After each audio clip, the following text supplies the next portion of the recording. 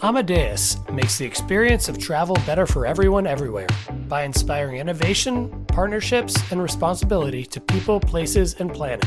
Our technology powers the travel and tourism industry, inspiring more open ways of working, more connected ways of thinking, centered around the traveler. Our open platform connects the global travel and hospitality ecosystem, from startups to big industry players and governments too.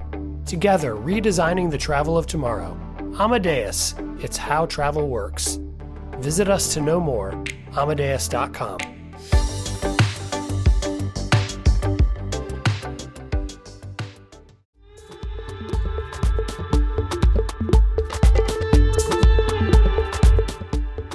Hello everyone, and welcome back to another exciting episode of the Skift India Podcast. We are absolutely thrilled with the incredible response we received for our debut episode. Thank you all for the heartwarming well wishes and the buzz on social media. I'm Peden Doma Bhutia, Skift's Asia editor, and I'm honored to have all of you joining us again. Today's episode, we have a special guest with us, Santosh Kumar, the country manager for India, Sri Lanka, Maldives, and Indonesia at Booking.com.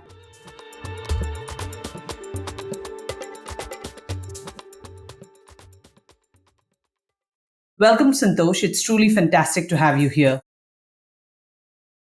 Thank you so much, Peden. It's a pleasure to be on your podcast.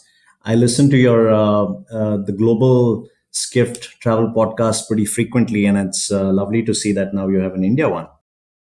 Thank you so much, Santosh, for that. I must say, managing such a diverse geography is quite an accomplishment. However, today we are going to deep dive into the world of Indian tourism, which, of course, everyone has been saying is a true powerhouse in the global tourism landscape. So, of course, Santosh, India is a land of myriad experiences, and its tourism industry is a vital driver of the economy. So, let's start by talking about the strong demand in the leisure segment. Of course, with changing travel preferences, how are online travel companies like Booking.com addressing this demand in India? Yeah, look, I think Peden, in general, we're very happy to see the way travel demand continues to be very robust, right? And I think as reflected also in the recent report that Skift put out in terms of the state of travel index, state of travel. Our numbers are very well aligned because what we are seeing as well is that overall the Q2 2023 saw some really strong numbers across the board. For India, the travel index recovery has been fantastic. It came through very well in 2022. 2023 has been even better. The demand for leisure travel is very strong. In fact, we put out a recent travel confidence index where India came out the second highest in Asia Pacific, where a significant majority of Indian travelers continue to be very confident to go out and explore the world around them. In India, also what we're seeing is that in general, people continue to be very upbeat, even forward-looking. The demand continues to be very strong. We are seeing that the consumer behavior has changed slightly, where the booking windows have expanded versus 2022 and even versus 2019, because people are feeling more confident of booking in advance. And also they're taking advantage of, trying to find those deals and discounts. But having said that, talking about from an India Pacific standpoint, some of the trends that we are seeing is that sustainable travel continues to be on the rise in India. One is that people are expressing intent to travel more sustainably, but they're also going ahead and booking more sustainable accommodation. So it's actually the intent is resulting in conversion. We are also seeing that there is a rise in Indian travelers who are on the lookout for wellness getaways that are mindful and meditative in nature. We are seeing that there is increasing traction for spiritual destinations like Varanasi, Rishikesh, Amritsar, and Puri. Travelers are also increasingly looking for more immersive experiences that allow them to live like a local. And this is something really interesting, also something that we published in our recent travel confidence index. We all know Indians love for food, right? And it turns out that more than 60% of Indian travelers consider it crucial to have access to Indian food when they travel, right? And that becomes a very big part when they plan their travel itineraries. And so, keeping all of that in mind, we at Booking.com are continuing to work as part of our connected trip, where we continue to think about how we can offer travel across all categories. In addition to accommodation, we have flights, cars, rentals, and experiences. And that's our eventual aim for the Indian market as well. That's a compelling perspective, Santosh. You spoke about a significant trend while you were talking earlier. You spoke about the rise of alternative accommodations, homestays, vacation rentals. How is that trend picking up in India? Of course, we've seen that happen in the US and the Europe markets. But how is that trend picking up in India? And, how does that appeal to the sensibilities of the travelers, whether it be domestic or international? Yeah, I think for alternate accommodation, Peden, you'll have to call me back for another podcast. It's a fantastic topic, right? But look, I think having said that, I'm this is something that's very close to my heart, right? Alternate accommodation, in my opinion, has done for travel and tourism what the IPL has done for cricket, right? It has transformed the way people travel. It is enabling destinations to attract a whole new wave of travelers. It's bringing newer destinations into the limelight.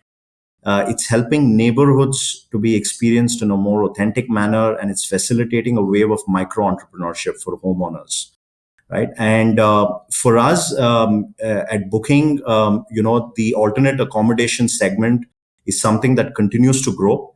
To give you to put it into perspective, in the last quarter, in quarter two of this year, April to June, 34% of our global total room nights came from the alternate accommodation segment, right? And it continues to grow. It's 2 percentage points higher than Q2 last year.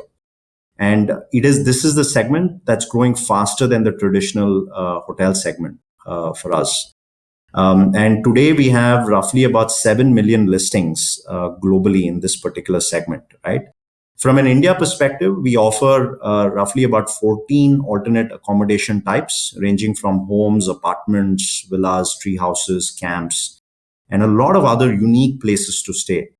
And India continues to be a developing market for alternate accommodation. There's a growing demand and desire for people to travel here. It fits in well also with this Indian perspective of traveling in groups, because Indians love that privacy that this type of accommodation offers them. And it allows them also to get acquainted very nicely with local cultures, local experiences, and the personalized hospitality that our country is known for. And I think, if you ask me, this is a segment in general which is continuing to mature. It's lovely to see that there are some really nice, interesting new brands that have entered this segment. They're looking to professionalize it. I'm sure there will be a wave of activity continuing in this particular segment. We understand that in order for us to be able to cater to this demand and to this particular segment, we have introduced a few things that are quite interesting. For instance, we have a quality rating for alternate accommodations. And this is similar to the ratings for hotels, but it is catered more toward alternate accommodation standards. Yeah, it's interesting that you mentioned this, because my next question would have been that how do you keep a tab on the quality so that it is up to a certain standard? Because there are a few states that have rules in place, but like right now it's literally a mom and pop shop kind of thing.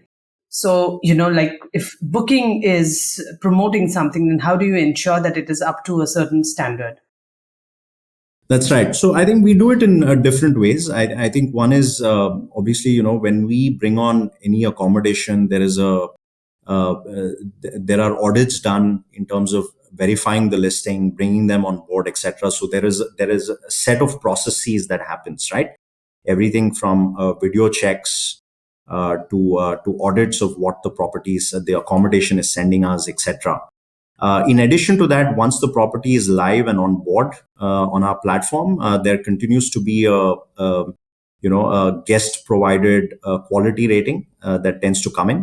And interestingly, Peden, we see that 40% of new listings that come on board with us in this segment tend to get a booking within the first week that they're listed, right? So then to your point, it's very important that as these new accommodations are coming on board, and as newer and more and more consumers are going and staying at these accommodations, that consistency of and standardization in quality remains. And that's where I think this quality rating, continues to, it's a self-correction system, right? And the algorithm also takes into account that there are properties, which are doing really well in terms of service quality and standards. The algorithm, rewards the property for that. And that in turn drives more demand for that particular property. I think what's also happening is, to the point I was making earlier, the emergence of some of these aggregators, the brands that have come in into the market, like the Stay Vistas, the Saffron Stays, the Go Stops, etc. of the world. What they're doing is they're bringing in their own expertise, right? In addition to acting as an aggregator, they are helping these homeowners and these operators bring up their own service levels and their quality standards.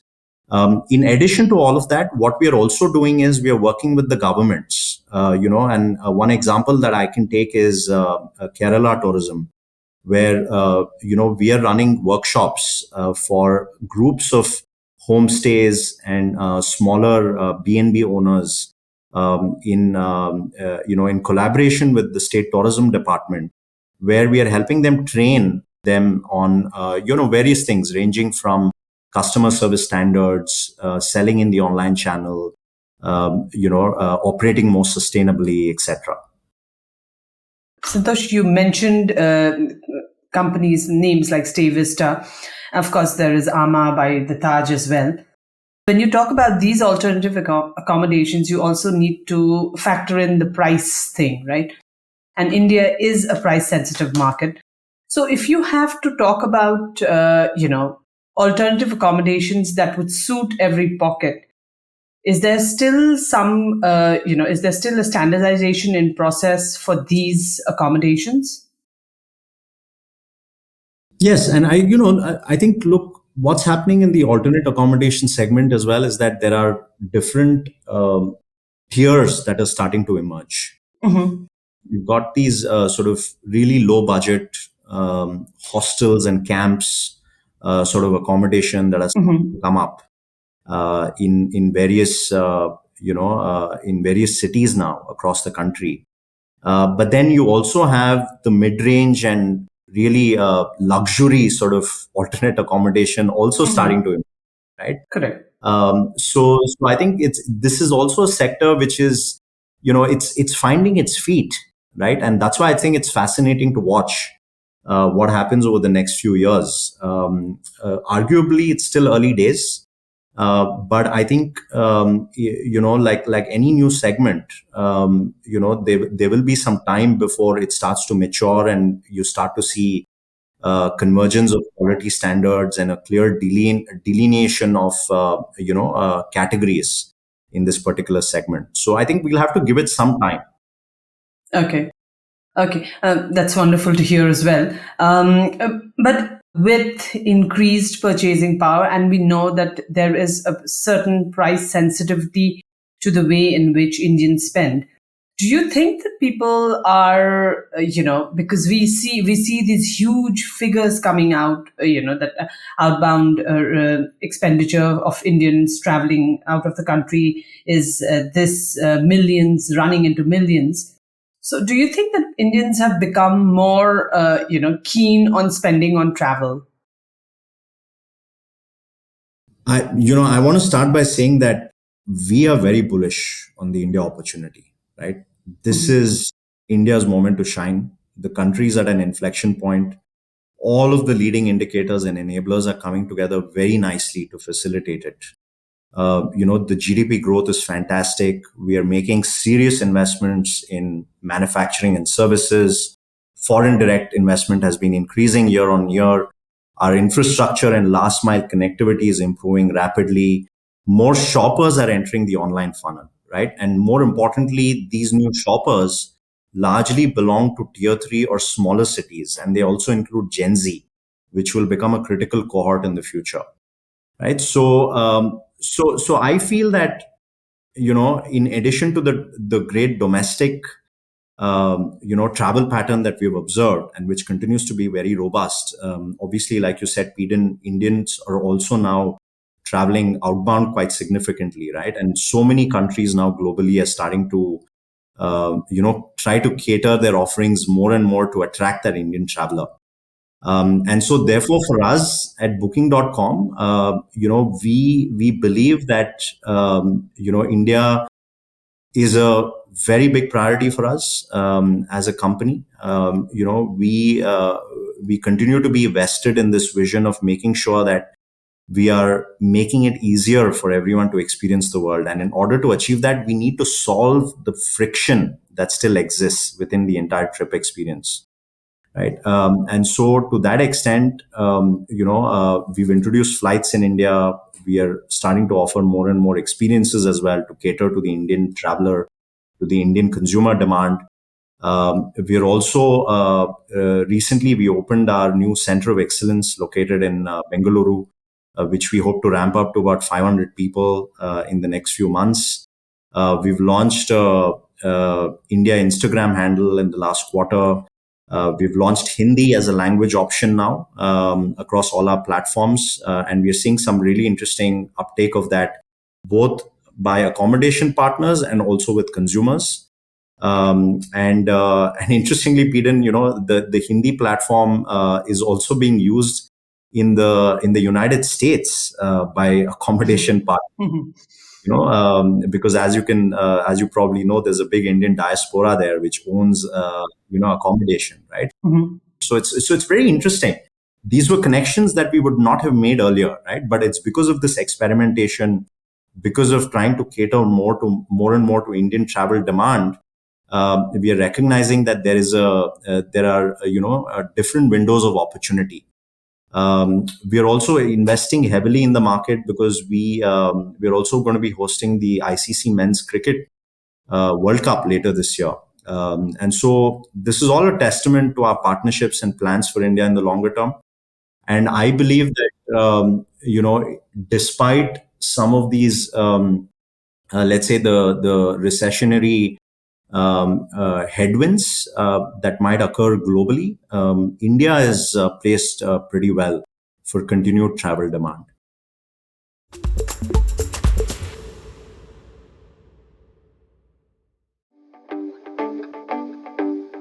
Amadeus makes the experience of travel better for everyone everywhere by inspiring innovation, partnerships, and responsibility to people, places, and planet.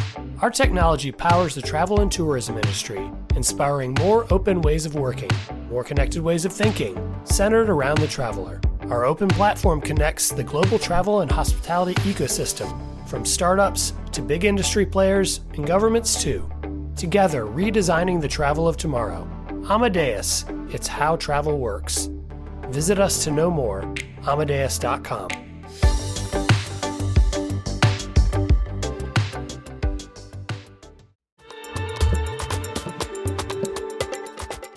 Yeah, absolutely. And I think, last week at Skift Research, my colleagues at Skift Research, they released a report called India on the Move. It talks about, the report sheds light on the economic perspective of Indian travelers, and it's basically a positive outlook on the economy and, increased savings, enhanced financial status, and their willingness to engage in meaningful and enriching travel encounters.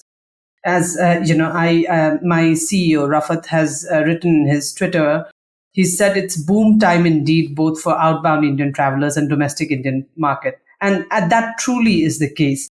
And I'm sure, like, booking is there to make the most of it.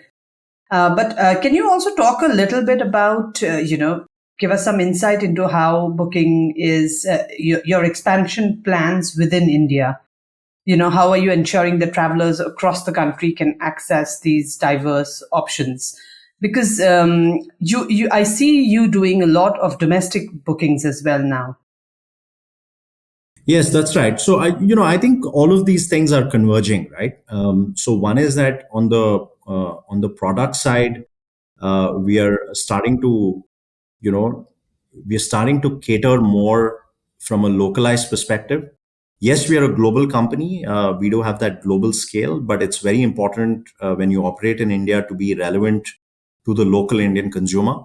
And so, therefore, I think this option of having regional languages, this option of having being able to cater to different types of accommodation across tier 1 to tier 3 cities is very, very important. Also, the value seeking behavior of Indian consumers, right? And also their need to be able to sort of cater to them as a one stop shop solution. And so therefore our vision of having a connected trip is very important also from an India perspective, and that's something that we want to double down on in the months and years to come. And I think also, we recognize that from a branding perspective, we need to do more in the Indian market. And therefore, in addition to all of the digital marketing that we do, you will start to see us do more and more things from an offline marketing, from a brand marketing standpoint, right? And therefore, our investment also from a sports or from a cricket perspective, we all know how crazy Indians are for cricket. And I think this fits very well with how we would like our brand to get more awareness across the country, really. Yeah, I think sports tourism is big now, and especially we've seen what the FIFA World Cup has done for Qatar and for the entire Middle East region. So since you spoke about the Cricket World Cup, how do you see the Cricket World Cup? I mean, what's the reaction that you're getting? Do you see a lot of interest in the cities where these matches are to be held? And of course, Dharamshala is one of the places as well. So do you see a lot of traffic coming in for these places? Yeah. Look, I think in general, sports and entertainment events have a direct impact on the tourism industry, and they benefit both the host destinations and travel providers, right? And talking about the ICC Cricket World Cup specifically, we are seeing a big surge in demand. One example I can give you, Peden, is for instance, the Ahmedabad India-Pakistan match.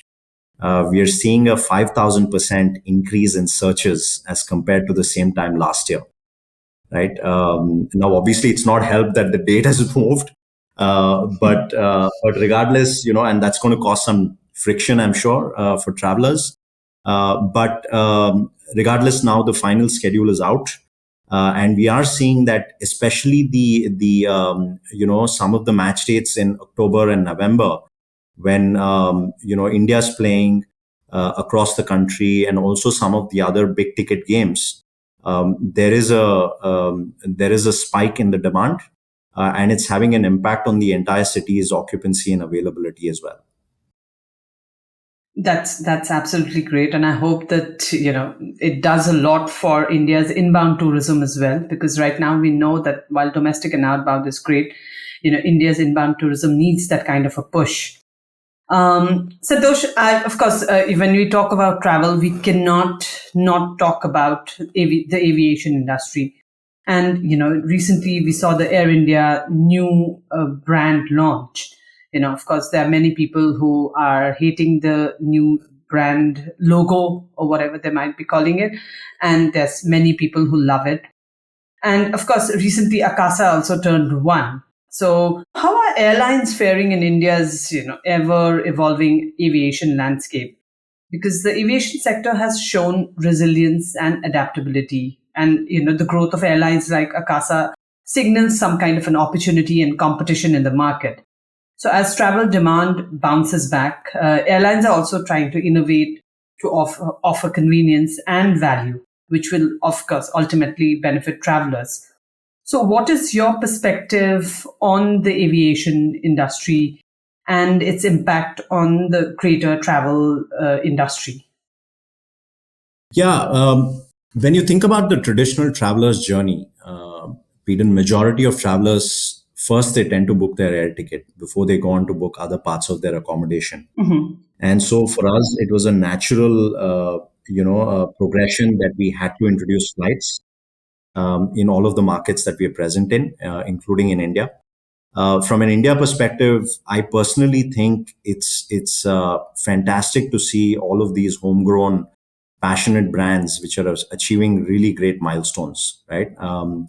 I can't think of too many other markets in the world where there is a combined order of more than 1,000 aircraft in a single year. Right? We've seen that now with Indigo, Air India, as well as Akasa. So I think it's really really good to see, and I know also all of the airports are increasing additional capacity, even in our metro cities, etc. So therefore, the domestic aviation industry in general has demonstrated really good growth and expansion. We are seeing a continued rise in passenger numbers. We see more and more newer people traveling on flights, which is good to see. I think the sector has achieved a year-on-year growth of about 33 plus percent, close to, and that's highlighted by a remarkable 18.78% upswing in passenger volume just for the month of June. So I think this is something that we are, looking at very, very closely because obviously that has implications for the entire travel industry. Mhm. Moving on to another topic, and the final topic, in fact, I want to talk to you a little bit about Ixigo developing its new hotel booking platform. I spoke to Alok recently, and he mentioned that during the interview because their earlier booking was routed through Booking.com. But he also mentioned that they would be working with Booking.com in some shape and form. So what exactly is that shape and form? Could you tell us a little bit about it? So we have a continued partnership with Ixigo where we do supply inventory to them, and that continues. Right? It's a developing topic as we speak, Peden. I think in the weeks to come we'll be able to share a little more details as it evolves. But in general, I think it's fascinating, right? Because we welcome growth across the industry, and just like Ixigo, we are seeing really positive signals across the Indian market, and especially in some of the smaller markets that they're operating in. So it's a partnership that works well, and we hope to continue to grow that. Okay. Thank you so much, Santosh. Your insights have been really helpful, and thank you for joining us and sharing your expertise on India's vibrant tourism industry. My pleasure, Peden. Look forward to your future episodes, and I think it's great that you're doing this for India. It fits very well also with our aims and ambitions for the Indian market. It's so exciting, right? Yes, exactly. I think we're all working towards that, all of us. I know. Thank you so much for having me on. Thank you. Thank you so much. And that's a wrap for today's episode. Thank you all for tuning in to another episode of the Skift India Podcast. Stay tuned for more insightful conversations and updates from the world of Indian travel. Until next time, happy travel.